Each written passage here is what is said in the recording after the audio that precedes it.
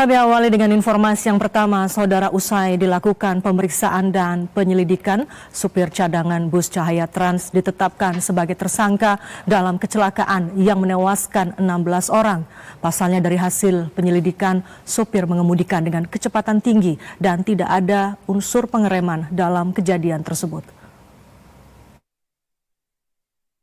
Gilang, 22 tahun, warga Bukit Tinggi, Sumatera Barat, ditetapkan sebagai tersangka dalam kecelakaan yang menewaskan 16 orang di Simpang Susun Tol Krapyak, Semarang.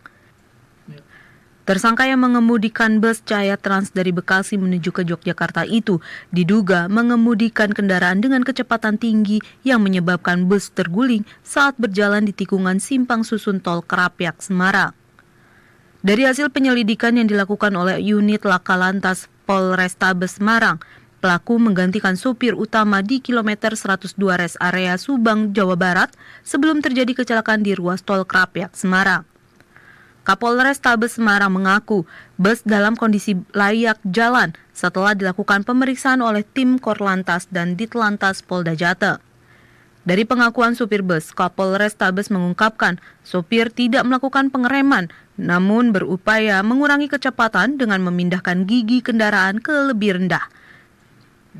Selain tidak mengetahui kondisi jalan di ruas tol Semarang-Batang, supir juga baru bekerja selama 2 bulan di PO Cahaya Trans. Penyidik juga sudah melakukan gelar perkara untuk menetapkan supir daripada ataupun pengemudi dari bus Cahaya Trans yang mengalami kecelakaan tersebut sebagai tersangka. Jadi penyidik berkesimpulan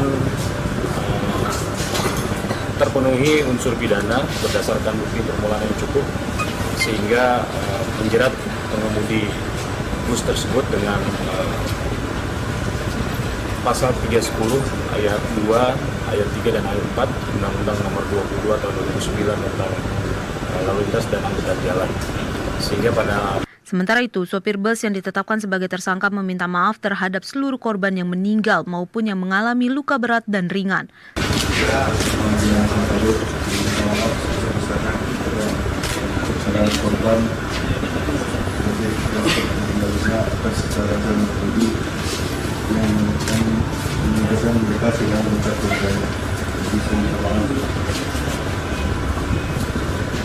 Atas kejadian kecelakaan yang menewaskan 16 orang dan menyebabkan 17 orang luka-luka, unit Laka Lantas menjerat tersangka dengan pasal 310 Undang-Undang Lalu Lintas dan Jalan Raya dengan ancaman hukuman 6 tahun penjara.